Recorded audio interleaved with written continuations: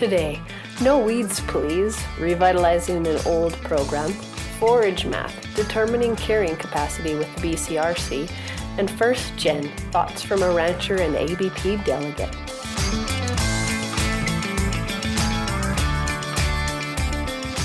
Hello and welcome back to The Bovine. I'm your host, Deborah Murphy. Last month, we talked about wild pigs on the show, and we've seen a lot of interest on our posts on the matter on social. Daryl says, pretty sure they couldn't be more than the second most successful invasive large mammal on the planet. Good point, Daryl. In a share, Candace says, what a load of crap, lol. We're not sure how many loads of crap wild pigs leave on the prairies, but that may be a point worth considering, Candace. Michael writes, put a generous bounty on them and let the hunters have at them. Well, Michael, there are currently some pilots underway, but you might be surprised to learn our guest said hunting could actually exacerbate the problem. Jason says, pretty sure I saw one on my last drive to Calgary. Hope you squealed on the pigs, Jason.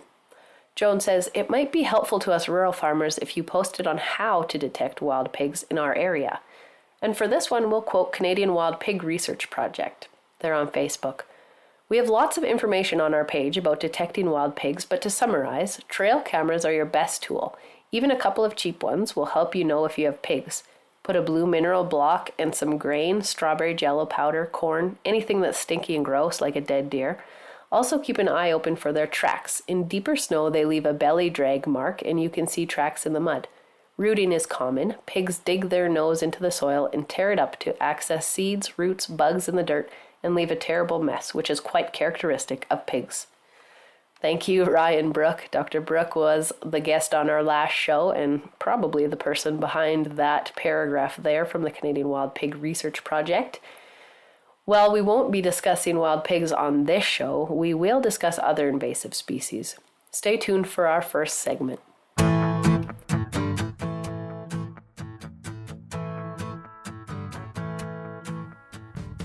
Would you seek out weed-free forage if you could? Or put a label on your own?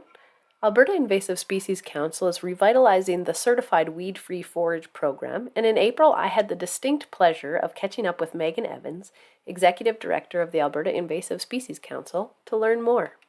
Hello and welcome to the show, Megan. Hi, thanks for having me.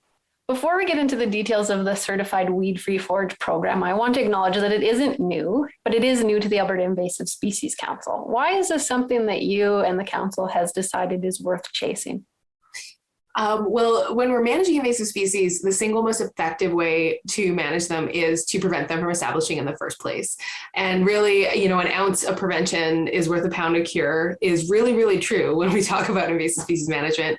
So having programs like Certified Weed-Free Forage is a prevention program focused on the pathway of introduction, which is through contaminated forage. And so we really think that this is a great program. All of the pieces were already in place because, as you said, it's an existing program. And we're just kind of stepping up to the plate to really kind of promote and coordinate and facilitate the program because we do see that value in preventing invasive species introduced through that pathway. What is certified weed-free forage? What does that mean to you?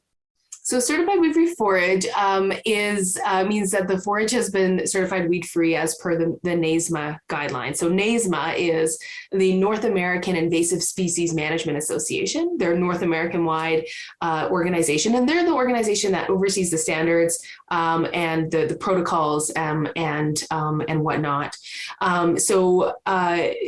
There's probably not a single field out there that's truly weed-free, right? But what we're looking for when we do the inspections is we're looking for any of the Alberta invasive weed species that are listed on the Weed Control Act. There's 75 of those. And there's a number of other species that NASMA has also added to the list. So it's more weed species than listed on the Weed Control Act. There's a few additional species. But we're also looking for propagative parts of the plant. So you could have one of those weed species present, but just not the seeds or, an above ground runner or stolon or things like that. So it actually, I think that there might be a bit of a misconception there that might deter producers from, inquiring about this program and potentially participating in it. You do not have to have a perfect field. And even if you do have, weed species that are on the kind of, our prohibited list, you can still certify your field. And in fact, the inspector will just tape off, the infested area or things like that. So not only does your field not have to be perfect, but we were just looking for the prohibited species in Alberta, a few additional species, and no propagative parts of those plants. But the inspector does have the authority to certify a portion of a field, right? So if the west side of your field's good, you could have that certified. And I'm assuming the inspectors know a lot about weeds. Would they work with producers as well in determining maybe the right timing to avoid certain materials from being in the bales, for example? Absolutely. So again, according to the NASMA requirements, we can only train up certified weed-free forage inspectors that are current weed inspectors. So they have to have authority under our Weed Control Act here in Alberta. So you're going to get someone who knows a fair deal about weeds, which is great. And yeah, absolutely. They can work with the producers and give them advice and whatnot for sure. Is there a demand right now for certified weed-free forage? Yeah, so this program is tricky. And in our product or promotion of the program, we have this chicken and egg issue where do we go to producers and say you should produce weed-free forage and really spend our time there? Or do we go to the buyers and say you should buy this and explain why they should? And we're struggling with who we need to target first. I think it has to be a balance both at the same time. But we do know that there are certain land managers, like for example, national parks, that have for a long time made it a requirement that any forage being brought onto their land has to be certified as weed-free. Now, I understand that some of those folks have had to remove that requirement or waive it because the argument is there's no certified weed-free forage available, right? So this is a real conundrum that we're facing, but we do know there's a demand for, national parks, in some cases, provincial parks, some public land areas, but also, as landowners and stewards or land managers, you might very well be interested in making sure that your forage is certified weed-free if you're concerned about introducing new weeds to your property as well. So not only do we know there's an existing demand, we think that demand could grow if we start kind of promoting the program as well. Can we walk through the process of certifying forage as weed-free? If I'm an interested producer, what are my next steps and what can I expect? Okay, well, so if you're interested, first off, I would get in touch with your local municipal office, your agricultural fieldmen or weed inspectors, and see if you can set up an inspection. So you need to be sure that you have the inspection conducted within 10 days of cutting your forage. So the inspection is conducted while the forage crop is still standing. So it's really important to note, and it has to then be cut within 10 days. If it's not, a new inspection has to be conducted. And that's important because again, we're looking for, plants, weeds that may have gone to seed within that time, right? So that's why there's a very strict timeline on that. So then your weed inspector, your certified weed-free forage inspector comes out and they walk the field. So the idea is, there's no, hard and fast rules when it comes to the inspection process, but essentially they need to walk the field. They walk the perimeter and then they kind of zigzag their way through it. They identify all of the plants that they come across. And again, we'll notify the producer if there are any issues. So any propagated plant parts of any of the prohibited species. But not all producers in Alberta are eligible to go this route yet, right? Yet. Yeah, that's right. So we're working on also getting interest from municipalities. So it's up to individual municipalities whether or not they're going to participate in the program. And currently we have 13, which is a huge jump from 3 or 4 that were participating a couple of years ago. We're offering a second round of inspector training to all municipal weed inspectors this spring. So we really hope to see that number grow, and we'll continue to work on that as time goes on. But it really is up to the individual municipalities. If folks are interested to learn which municipalities are participating in the program, they can go to the Alberta Invasive Species Council website, which is abinvasives.ca, and we'll maintain a current list there. And as part of it, after your inspection, if you are certified weed free, you are encouraged, I guess you have to use a specialized twine. What is that? What's the story on that twine? How does it compare to kind of the standard options we're used to for price and durability? And also just what does it look like? So it's the current twine. We order it through NASMA. Again, that's the group that oversees the program. It's purple and yellow, I believe. So it can be a little bit more expensive than standard twine. But most of the municipalities are offering that to their producers at cost right now. So we know that there is a fair amount of that twine existing. We have a fair amount of inventory currently in Alberta. Once that peters out, we're going to look at alternatives to just standard baler twine, because we might not have the right weight of twine, or maybe we need to look into net wrap or tags or other products that are going to make the most sense. So once we've kind of depleted that inventory a little bit anyway, we'll start looking into alternatives and hopefully be able to learn from producers that are participating in the program as to what products are going to best work for them. Are there other costs that producers might have to incur to be a part of the program? So right now, none of our participating municipalities are charging any inspection fees, and that could change. So again, it is up to the individual municipalities whether or not they participate in the program, whether or not they put in place a fee to, to cover their mileage for their inspectors, or et cetera. But currently, there are no costs associated to the producer other than purchasing the purple and yellow twine. We talked a bit about the chicken and the egg situation with trying to figure out if there's demand for certified weed-free forage. So this might be a kind of a tricky question, but during years with ample feed, do you suspect producers will see a premium for offering this? Well, I certainly hope so. We know the demand is there. So as soon as we put the supply in place, and then we really want to see regular market pressures at play and working here, where this is a value-added product, and generally just market pressures will realize those premiums, right, when you do have a value-added product. Obviously, supply and demand is a big part of that as well, but it's certainly our goal. So our job as the Invasive Species Council is to promote this program, to let those buyers know where to find that this product is available, where to find it, and to help those producers sell their products. So not only, we certainly hope that they'll receive a premium on their product, but we're here to help them sell it as well. And hopefully that's good incentive to get involved in the program. And how do you do that? How do you help them sell it? Yeah, well, we talk to lots of folks. That's mainly what we do, is talk to people. And so we talk lots about our programs like this program. We've committed to maintaining a list of producers with certified weed-free forage inventory on our website. And we're also encouraging folks to list their products on the Farming the Web website, which they have added a certified weed-free checkbox. So now you can search really easily to see if there's any inventory. Having things like that in place, if we can tell our colleagues in national parks or the other land managers that you can check to see if there's inventory of certified weed-free forage in 30 seconds by doing a quick search on Farming the Web, right? So, that makes it really, really easy. And again, and we also encourage these prevention activities and purchasing weed-free forage as a best practice. So we will be certainly working very hard to promote the program and these products as well. What are your goals for this program for 2022, and what are your next steps to achieving them? Yes. So our most immediate goals are to work on training up some more certified weed-free forage inspectors. So again, those are weed inspectors from the municipalities, and we have a training session coming up in May. So we're quite excited about that.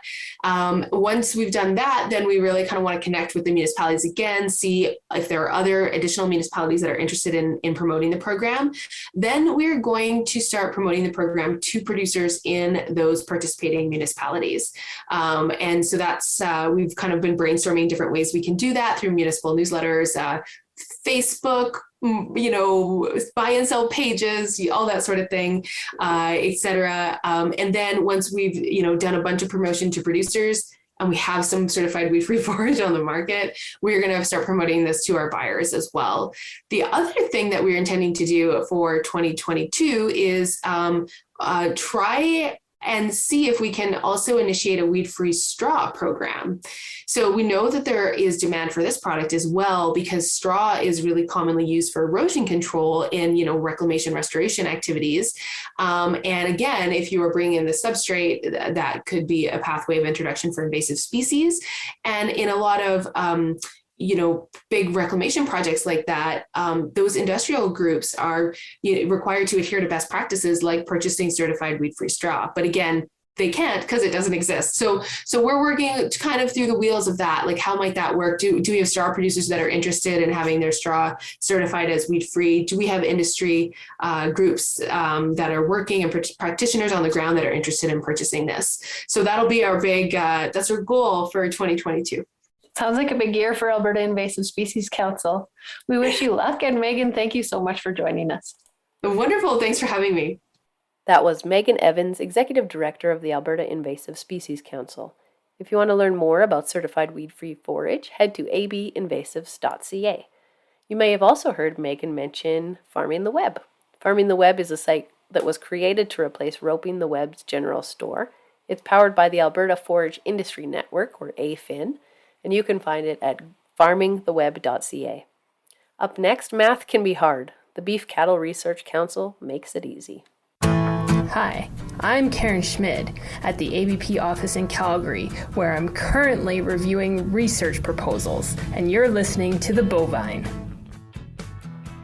If you're near your desk for this segment of the show, you might just want to pull up the Beef Cattle Research Council's website, beefresearch.ca.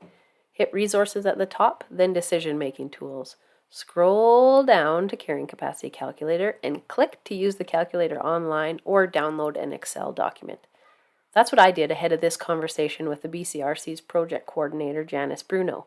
The BCRC has a number of calculators that simplify decisions from forage selection to winter feed cost comparisons.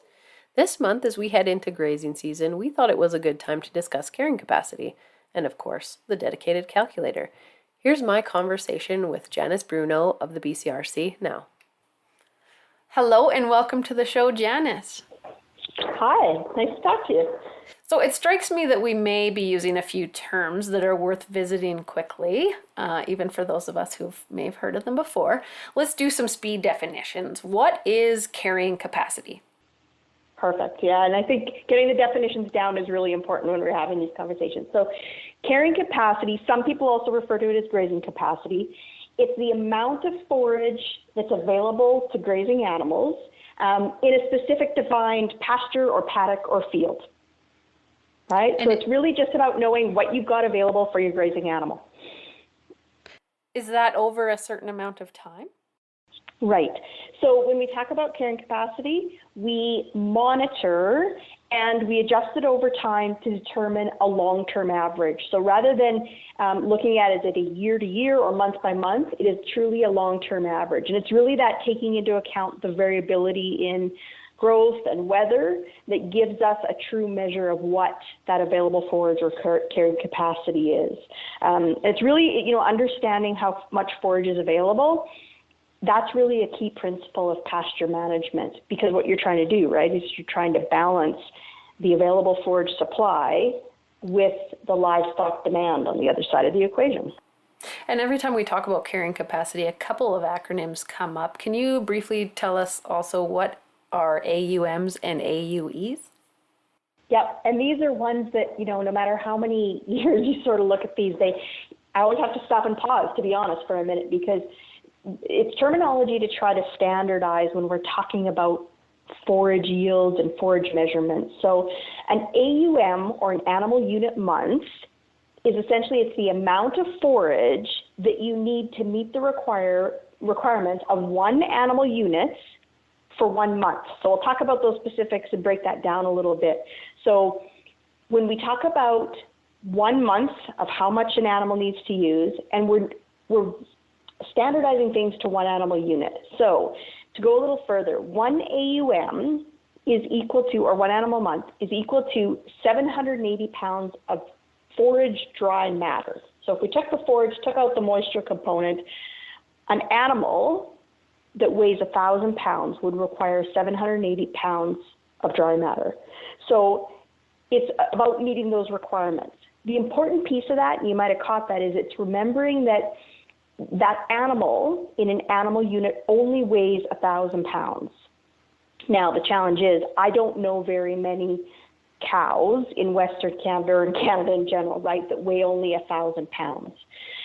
Anything more or less than 1,000-pound animal, we have to do some adjustments, right, to account for the fact that a larger animal needs more forage, smaller animal needs less. So that's where we start talking about animal unit equivalents. So that animal unit equivalent is based on going back to that one animal unit is equivalent to 1,000 pounds, and then we adjust accordingly. I imagine there are people listening who maybe haven't done a calculation in years, or maybe not even ever. How important is it to calculate your carrying capacity ahead of the grazing season? And maybe even so, how is it more important in a year like this, in a year following a drought, where maybe you'll see some abnormal forage amounts, something you're not used to seeing? Yep. I think it's really important because what it does, again, people will say, well, it's, how accurate is it? Well, it is. It's an estimation, right? We're basing it upon averages. We're standardizing these values. But unless you have that as a starting point to know what you have available, how do you even begin to make decisions around your grazing management, right? Like, well, should I put 20 cows out there? Should I put 10 yearlings, right? And so by having that as your starting point, it gives you that step ahead, and it's really important. And I think, remember that we said carrying capacity is sort of that long-term average, but what it does is that then when we get into these abnormal years, we've got that average to work around, right? The reality is that abnormal absolutely occurs. We have droughts, we have dry years, we have wet years.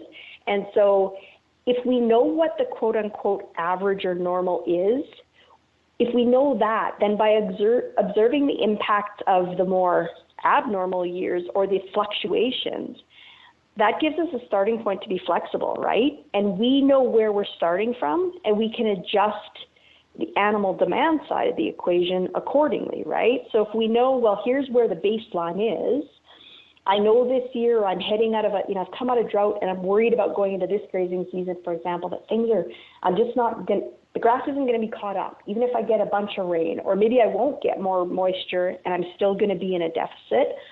If you know that's your starting point, you can adjust accordingly. For sure. So for people who already have kind of an idea of carrying capacity, what would you say, how do they adjust it for this year? Right.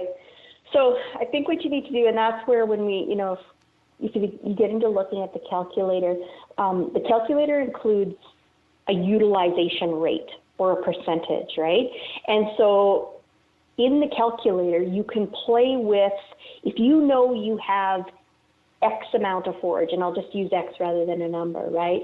When you play with your utilization rate, essentially a utilization rate is, I'm going to decide to remove, or through grazing, I'm going to use 50% of the forage that's available. I'm going to leave 50% behind. But if you know you're in an abnormal year, or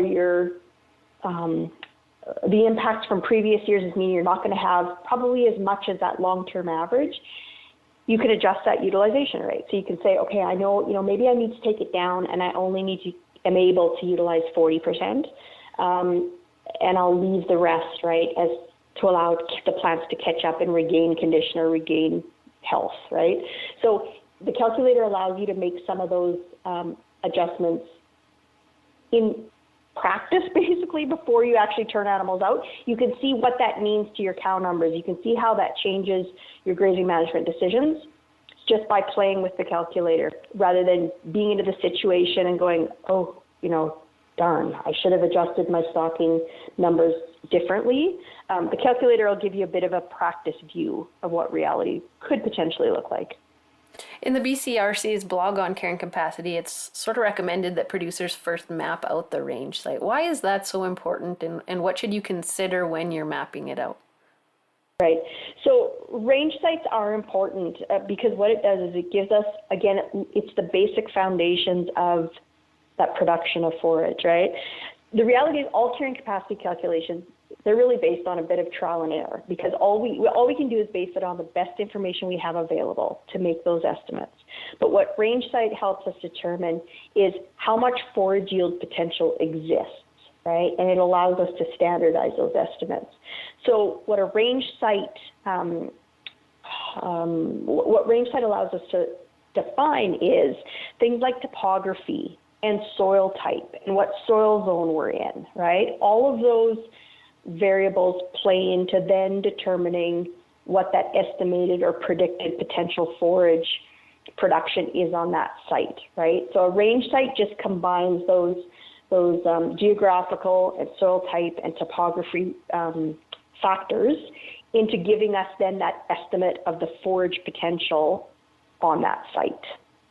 Does the process of mapping it out also give you any clues into which of the two methods you can use for calculating the carrying capacity? Yeah, it does, because when you know your range sites, you'll have a better feel for if a specific pasture that you want to figure out the carrying capacity, if it's pretty similar throughout the pasture or the field, and you have a similar type of range site across the landscape, then those estimates are going to be much more accurate, right? Versus if there's a lot of variability, and you're taking into account a lot of different factors that are going to impact forage yield, then method 2 may be a better option. It is more work, takes a bit more time, but the calculator is only as good as how accurate you can try to refine those estimates. And so that's where considering that range site piece factors into which one of these methods might be the best option. And when you say estimates, you're referring to method 1. Can you just give us a quick walkthrough of that method? Right. So method 1, and when you look in the calculator, you'll be able to see, truthfully, you can switch between the two options within the calculator. The fundamentals and the end result is the same. The different methods are just based upon how the calculator comes up with the forage supply estimates. So in method 1, we're basing it on available data that we have for what the average forage production is on specific range site or specific types of forage within a province or in a different region. So what method 1 does is it walks you through and it asks you to determine what the condition of your pasture is. And the condition is based upon, potential yield of the area, what kind of fertility, if you have any issues with weeds or undesirable plants. But essentially, it very simply walks you through looking at your specific situation and saying, okay, I have a pasture that is, I'm going to determine to be in good condition, right? Once you know the condition, then and these are all tables that are presented, right? The pasture condition along with your estimated precipitation zone, so largely where in the province you're located, or if you're under irrigation is included as well.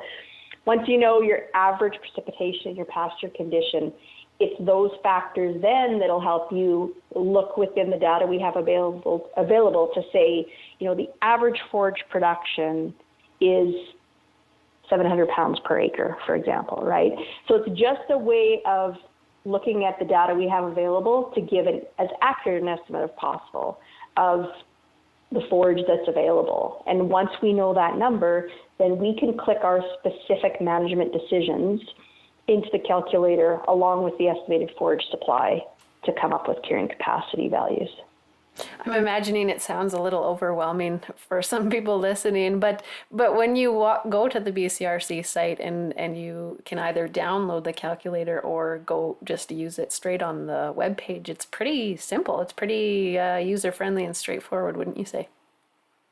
Yeah, and I would. I think, it's hard to visualize, right? When we're talking about it without in front of us, I'm looking at it as we're talking about it, but it truly does break down what really is a fairly, complicated process, but it literally walks you through step by step. It's really nicely color coded too. So, it's got color coded that, for example, anything that's a yellow box or cell, it wants you to input. Those are the factors that you can change. So for example, utilization rate, for example, is a yellow box.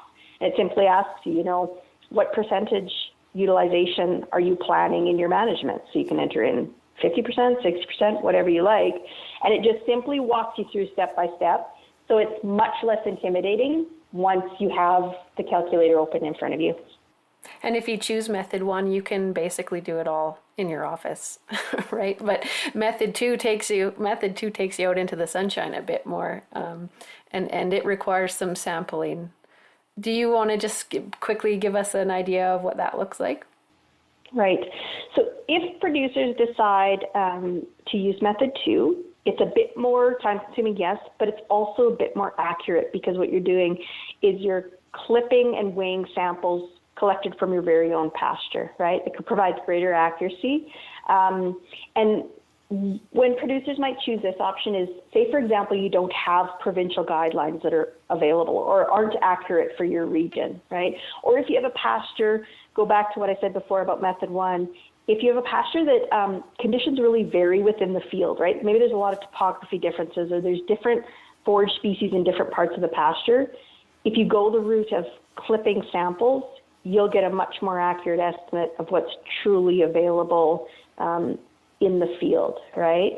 So essentially what it does is, and the calculator again walks you through all the instructions very clearly, but what it does is it has you go out in the field, clip samples out of specific frames, sizes like 20 inches by 20 inches.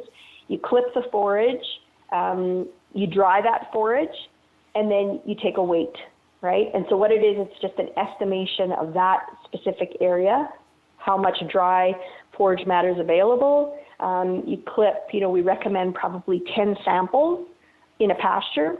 You take the average, and then what the calculator does, you enter in, in sample one, I had 50 grams of dry forage, calculates out an average. So you come out with an average, say, of, 60 grams in those sample sizes, and it instantly calculates for you then how many pounds of dry matter per acre you have available in your pasture. Is there a time of the year that you recommend doing this, or should we be fencing off these little 20 by 20 pieces? Yeah, so in the perfect world, right, and when grad students or whoever do grazing trials, right, we fence off different areas if we have grazing cages or whatever. The real thing is what you're trying to do, right? You're trying to estimate or reflect what is truly available to the animal. So you're trying to sample what and when the animal would be grazing. Typically, we tend to recommend, and this is a generalization for different forage species in different, climates and environments, but probably mid-July to mid-September might be the most representative, right? Because what we're trying to do is when optimum grazing period, we're trying to hit that curve of that optimum yield, right? We want the most forage yield available, but also we graze when forage quality is optimized, right? So there's not like a set date, but you're trying to reflect, you're trying to collect and sample what's available to the animal and as much availability as possible. And yes, remember to try to find areas that haven't been grazed.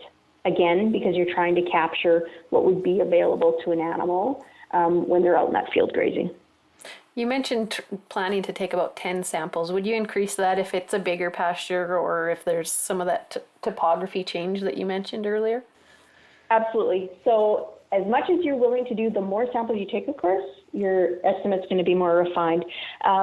For sure, if you have different areas of your pasture that, say you have an upland area, you have an area that's lower, that tends to be more moist or grows a different mixture of forage species, I would recommend do sample those areas separately and take measures on each, right? Because that'll give you a more reflective estimate of what's truly in front of the animals.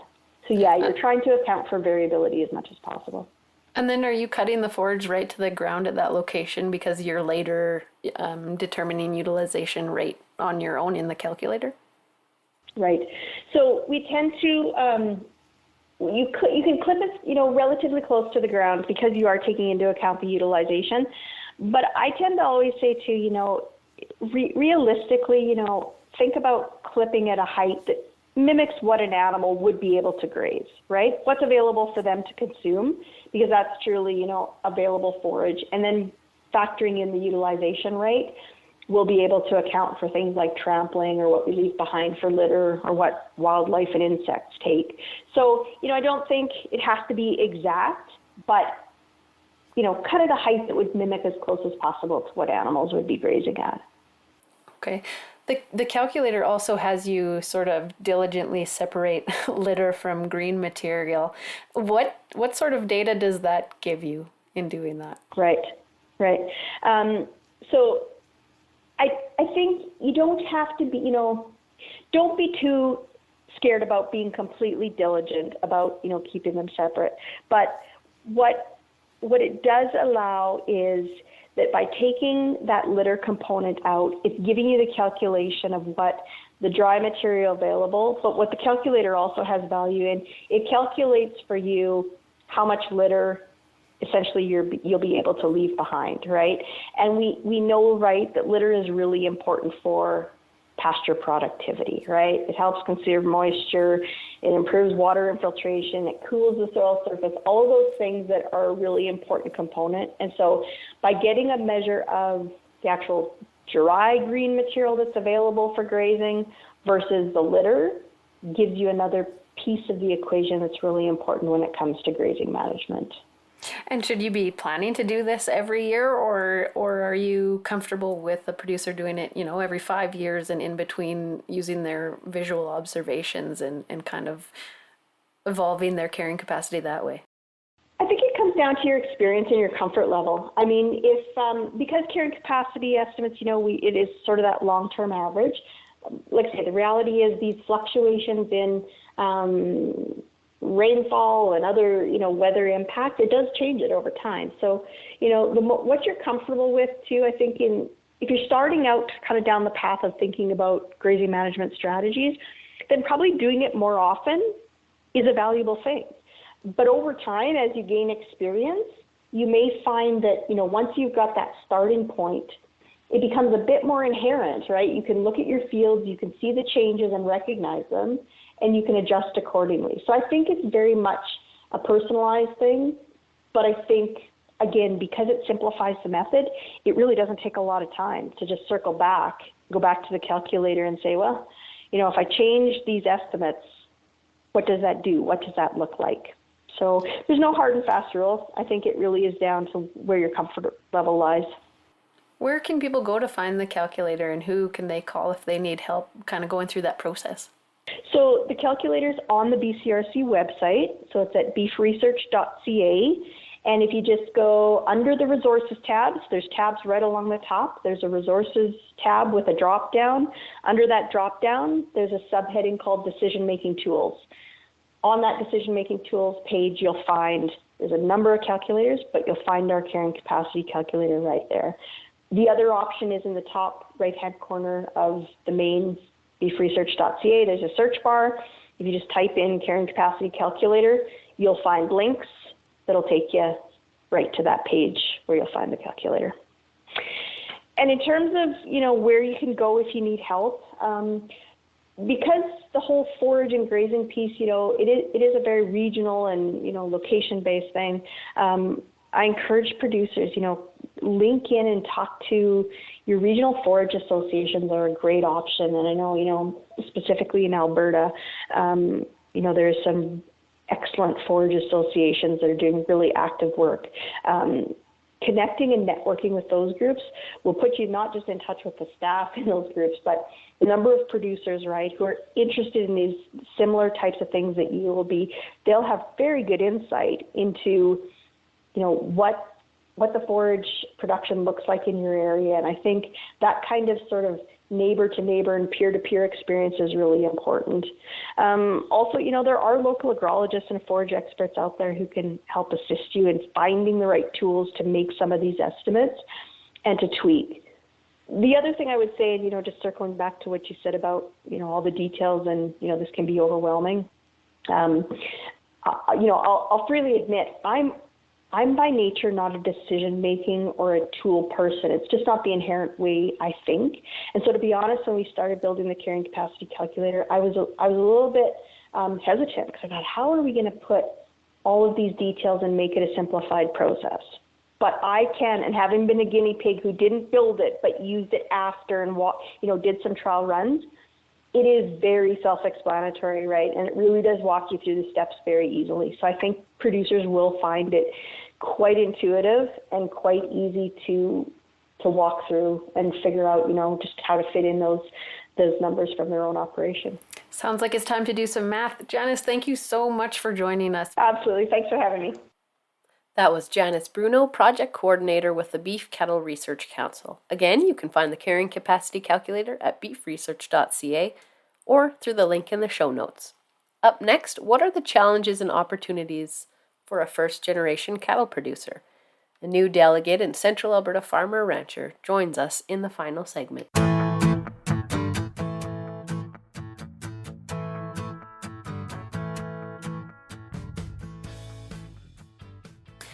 Our next guest, Doug Roxburgh, lives near Bentley, Alberta, where in addition to his role as a senior nutrition consultant, he and his wife run a first-generation cattle operation. He's also one of ABP's new delegates for 2022.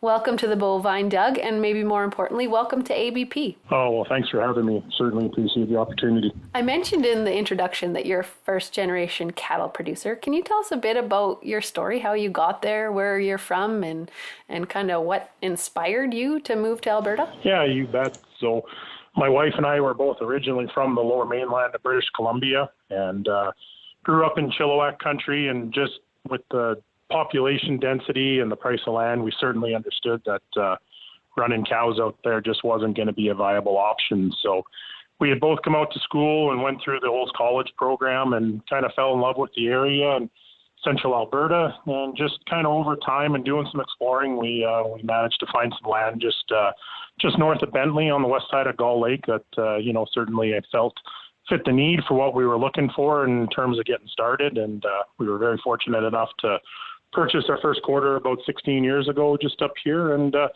we spent the last number of years kind of getting the corrals and the barns and everything put together, and truthfully, just kind of getting our wheels under us in terms of getting the cow herd organized and set up and starting to put all that together. You're both actively involved in the cattle side of things. Where did that interest come from? I think the interest came from growing up. Both of us were heavily involved in 4-H, again, out in the lower mainland. 4-H was a big to-do out there. It ran all summer. It wasn't just kind of a one-shot deal. Got involved with, working with some family friends and some of their operations and stuff, and learning a little bit more. And I think just understanding that as time went on, agriculture and cattle farming was just a really great opportunity for people to get involved. And I think it's just very noble occupation to be able to say that, you're part of, a bigger picture and helping, not just raise cattle, but ultimately, feeding people. What helped you the most, do you think, in those early years of getting settled in at your new location?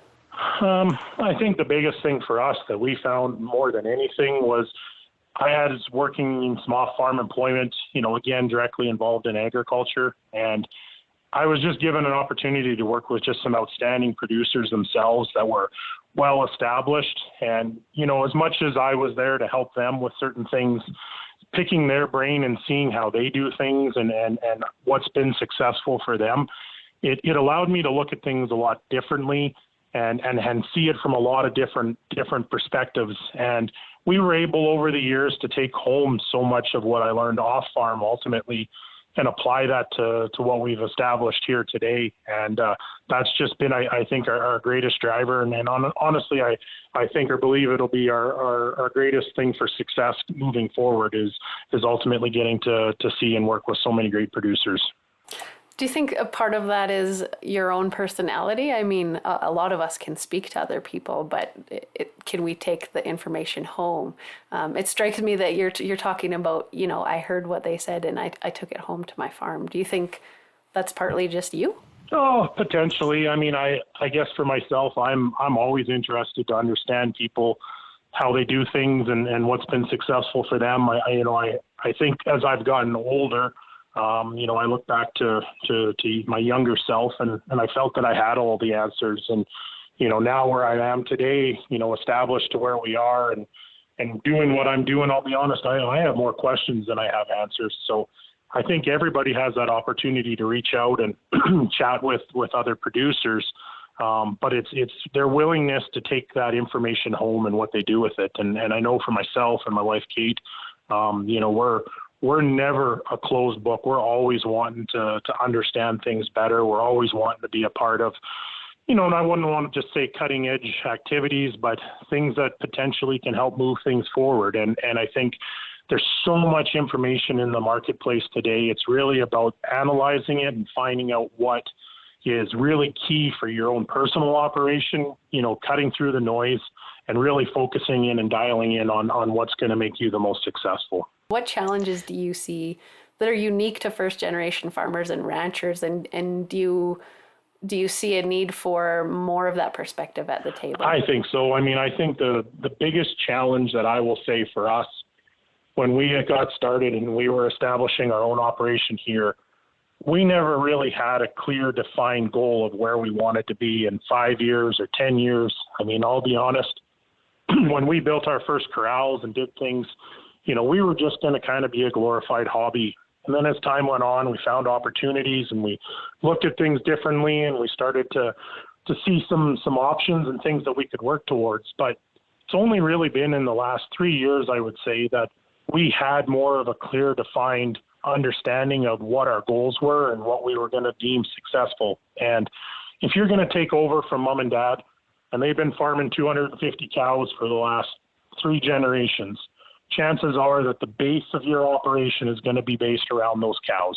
You certainly have opportunities to branch out and go down other, avenues to make your farm successful, maybe to support multiple generations on farm, but you have some sort of footing or foundation that you can work off of at the base.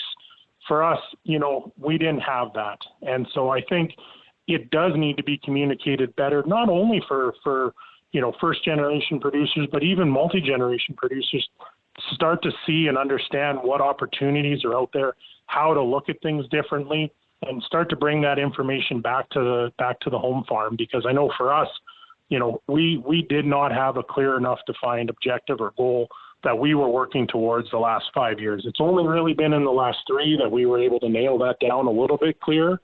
But even as I say that, where's the next 5 years going to take us?